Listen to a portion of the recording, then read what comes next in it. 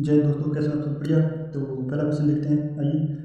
एक दुकानदार ने एक अखरोट की पैकिंग की लागत समय अखरोट के मूल्य का 15% है। यदि अखरोट का मूल्य 15% कम हो जाता है और पैकिंग की मूल्य 5% बढ़ जाता है तो अखरोट की लास्ट जो पैकिंग है ना, वो क्या है? ठीक है, तो अखरोट का मान लो अखरोट का मूल्य ए और वो कह रहा है 5%, 15% हो जाता है। ठीक है, उसके बाद क्या कह रहा है? उसके बाद 15% कम हो जाता है। 15% इसका कितना कम हो जाएगा? 100 में से 15 का 85। ठीक है, बाद में क्या कह रहा है? 5% बढ़ जाता है, तो 5% इसका निकालो कितना होगा? मैं वही पेज पे करता हूँ साइड में, तो ये शीट और उसमें क्या आएगा?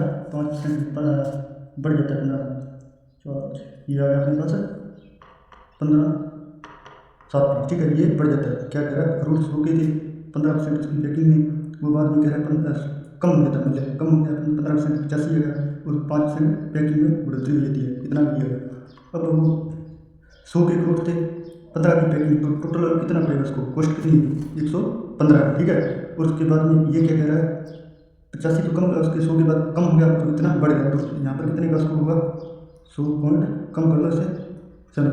अब देख लो, अब देखो, वहाँ 115 का कॉस्ट है और यहाँ पर कितना का वो दे रहा है, तो तुमको कितने का 200 कम कर दो 115 में से 100.75 को 4, 6, 14, 25, ये हो जाएगा अपने पास। इसमें से कम करो, कितना है?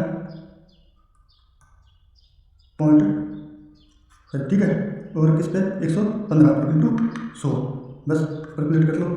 डिजिट तो रहने दो, भाग दे लो इसका, साइड में कर रहा हूँ पेज पे। 115, 2, 10 और 3, 4, 6, ये एक बार जाएगा। ठीक है, बाद में 6, 7, 2, 2 बार ये है कि 12। हाँ, ये ऑप्शन आ रहा है, ये अपना आंसर है। बस, तो नेक्स्ट क्वेश्चन देखते हैं। सी आई और एस आई का अंतर दे रखा है, चक्रवर्ती ब्याज का 2024 का सीडीएस का। तो रेट दे रखी है 5%, टाइम दे रखा है 3 साल और अपने पास प्रिंसिपल कितना है? 10,000 के बाद आसपास। इसका साधारण ब्याज और चक्रवर्ती ब्याज का अंतर पूछा है, तो रेट क्या दे रखी है? 5% और टाइम क्या दे रखा है? 3 साल। ठीक है, तो इसका हमें सी आई और एस आई का याद करना है। सी आई एस आई का पता ही सबको, rate into time, rate into time मतलब 5 इंटू 3 आ गया 15। और अब इसकी क्या इफेक्टिव रेट होती है? सी आई की सबको पता है, अभी याद करनी तो पड़ेगी। क्या होगी? 15 और 25। ठीक है, ये होगी। अब इसका अंतर पूछा है, इसका अंतर क्या होगा? लगा लो अपने, 15 से कम कर दो, बचेगा क्या? 7, 6 और ये, तो ठीक है। नेक्स्ट पेज पे देखते हैं, जो अपने पास प्रिंसिपल दे रखा है 10,000 के आसपास। ठीक है, तो ये 100 का मान इंटू, तो कितना था? कम की थी 15 में से, ये थी ना 76/2, इसमें से 15 का कम किया था, तो ये बचेगी 76/2। ठीक है, ये इससे कम हो जाएगा तो आंसर आ जाएगा अपने पास, कितना आएगा? 76/2। ठीक है, ये आ गया आंसर। सीधा इफेक्टिव रेट याद करनी है, जो कि पहले वाला टाइम क्या, 2 साल का 6% बीच लेगा, 2 साल का 4, वो टाइम के डाटा जबरदस्त अच्छा जाता है एग्जाम में। ये देख लो, आपके सामने लेटेस्ट क्वेश्चन है सीरीज का। नेक्स्ट क्वेश्चन क्या कह रहा है?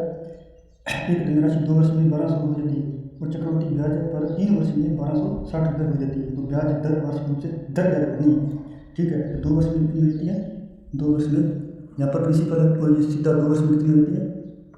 1200, और सीधा 3 साल में कितनी होती है? अपने पास रहती है 1260। इसका अंतर एक का है ना, 2 और 3, 1 साल में कितनी होती है? निकालो उसका, काटो उसको, कितनी बन जाएगा? 60, और ये कितनी बनेगा? 2, 3, 36 बार।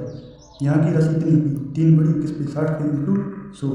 ये खत्म, ये 3 से 2 बार, 2 से 5 बार, सीधा क्वेश्चन 5%। अपने पास रेट आ गई 5% आ गई, और ठीक है, प्रिंसिपल निकल सकता है आराम से, कोई दिक्कत वाली बात नहीं। ठीक है, नेक्स्ट क्वेश्चन देखते हैं। यदि ब्याज की गणना अर्धवार्षिक पर चक्रवृद्धि दर पर की जाती है, तो राशि है अपने पास 8,000 की, और रेट क्या दे रखा है? 20% तक, तो टाइम दे रखा है 1 साल। तो सी चक्रवृद्धि ब्याज ज्ञात करें, और सबको पता है जब अर्धवार्षिक हो, हाफ ईयर, तो क्या करते हैं? रेट का आधा, टाइम का 2 गुना, रेट का आधा, टाइम का 2 गुना, 20 का आधा क्या होगा? 10। ठीक है, तो टाइम का 1 का 2 गुना होगा 2। ठीक है, ये था। इसकी इफेक्टिव रेट क्या होगी? निकाल लो, एक बार इसका गुना कर दो, कितना? 20, इसका कितना कर दो? इसकी स्केयर कर दो ना, 100 हो जाएगा। तो हमेशा 2 ही डिजिट रहेंगे, यहाँ भी यहाँ भी। ये उठ कर इधर आ जाएगा किस, ये अपनी आएगी सी ए। ठीक है, कितने का 2 साल और 10% के हिसाब से सी ए कितना है 21। तो चलो फिर क्वेश्चन देखते हैं कितना है। 8000 की राशि है ना, 8000 ये किसका मान है, प्रिंसिपल मतलब 100 का मान है। तो हमें क्या कितना कहते हैं, पहले कितने 21 गुना कर दो 8 16 1 0 आ जाएगी इधर वाली, तो आंसर आ गया सीधा एग्जैक्ट के। इफेक्टिव रेट किस पर काम करती है, जो निकालते हैं 3 साल की इफेक्टिव रेट, x इंटू 3 ये आ गया, इतना आ गया। अब दूसरा क्या है, एक्स की स्क्वायर इंटू 3 और ये आ जाएगा एक्स की क्यूब। इस पर 3 साल का, जब 3 साल का दिया ना, 3 साल 4%, 3 साल 5%, ये इस पे काम करता है, इस डाटा का 3 साल। नेक्स्ट क्वेश्चन क्या होगा, 6500 की राशि है, रेट क्या दे रखा है 7% और टाइम दे रखा है 3 साल, और इसमें फिर से भी पूछा है साधारण ब्याज और चक्रवृद्धि ब्याज का। ऐसे क्वेश्चन बहुत आते हैं, बहुत आते हैं, बहुत आते हैं। तो इसकी इफेक्टिव रेट याद होनी चाहिए। क्या बोल रहा है, रेट क्या दे रखा है 7%, टाइम क्या दे रखा है 3 साल, और इसका सी कितना होगा, सी इफेक्टिव रेट क्या होगा 22.5046, ये याद करनी पड़ेगी। तो ये तो हो गया effective rate. Effective rate 7%, time 3 साल की, इफेक्टिव रेट क्या होगी 22.50 किलोमीटर। ठीक है, तो ऐसा ही क्या होगा, rate into time, rate into time, rate into time, सात कितना होगा 21। अभी ये पूछ रहा है इसका अंतर, मतलब ऐसा ही और सी का अंतर कितना होगा, अंतर इसका और इसका अंतर कर लो कितना होगा, यहाँ लिखा हूँ 21 में से 22 में से 21 कितने का 1.50 यह है। चलो इसको अप्लाई करते हैं, कितना 1.50 के 43। जो उसका अंतर कितना बता रखा था, प्रिंसिपल कितना 65 100, ये कितना 100 का मान है, हमें उसका अंतर ज्ञात करना है। अंतर कितना निकाला था 1.50 अब ये 0 खत्म हो ही गई। अब आंसर इसका इससे गुणा करना है, कर लो। मैं पेज पे वाइट पे है उस पर करता हूँ। ठीक है, 65 को बढ़ाना है 1.50 की 5 15 और 6 1 लास्ट कितना का 5 डिजिट 5 है लास्ट में सभी, और 20 9 9 और 25।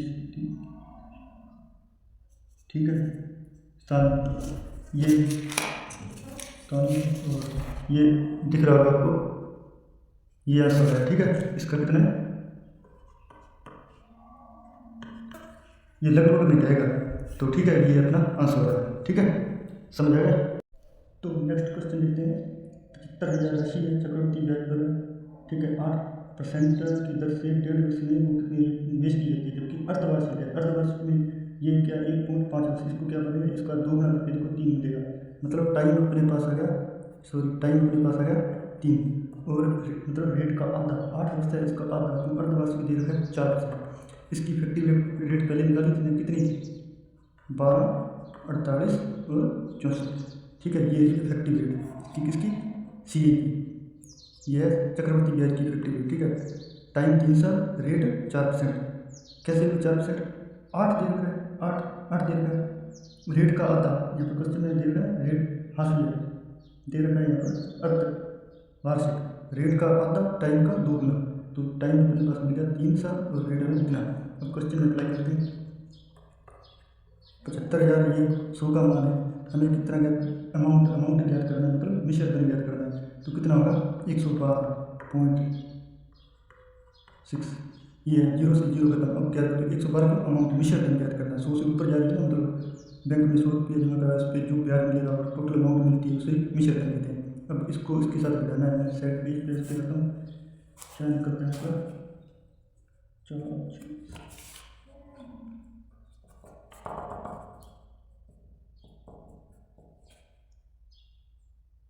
8 और 36 और 48, ये निकल के आया इसका आंसर कितना निकला 48 और 84 36 ये आएगा। आप डिजिट सम भी लगा सकते हो, लग जाएगा कोई बात नहीं, लग जाएगा, ये आंसर है। इफेक्टिव रेट याद करनी ही पड़ेगी, कुछ भी हो जाए करनी ही पड़ेगी, उसका कोई इलाज नहीं है।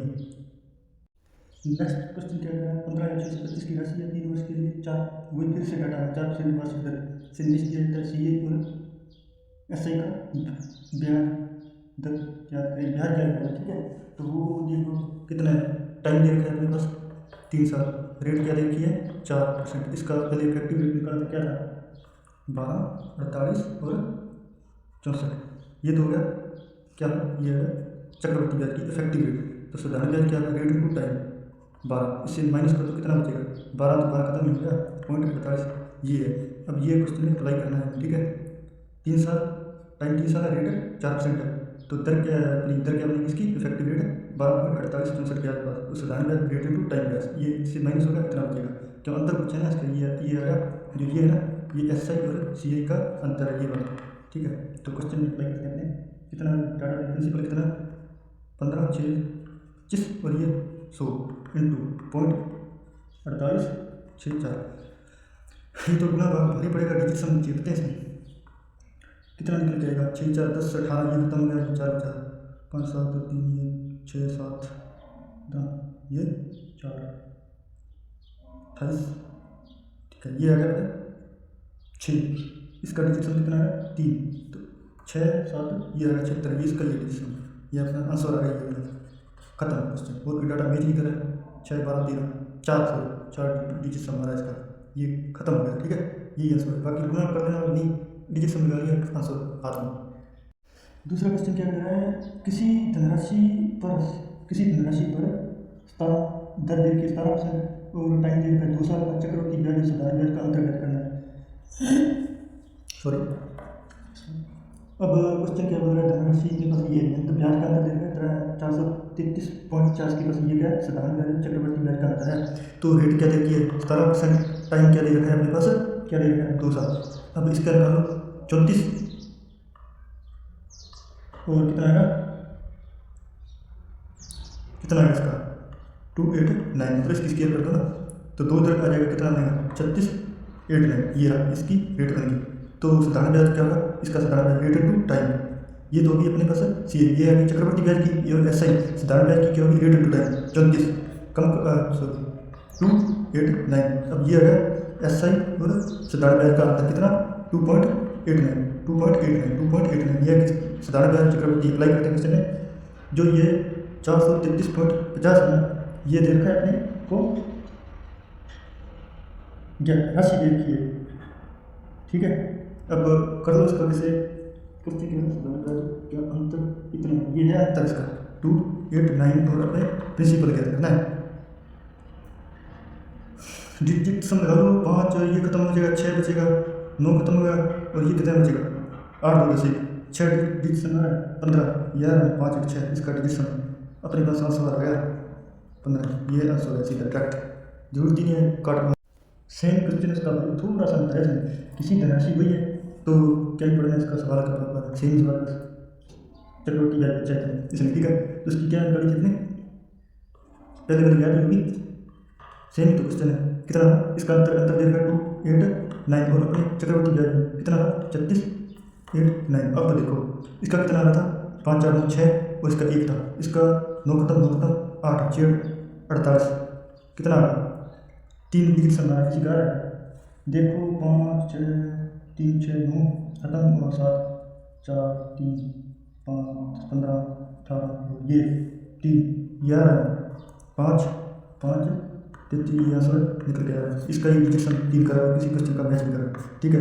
ये रहे आज के क्वेश्चन, बाकी कल करेंगे और इसकी इफेक्टिव रेट याद करनी पड़ेगी, ये आपको क्वेश्चन को आसान रहेगी इफेक्टिव रेट। चलो ठीक है, कैसी लगी क्लास बताना है, कमेंट करना है, लाइक करना है, ठीक है, ओके बाय।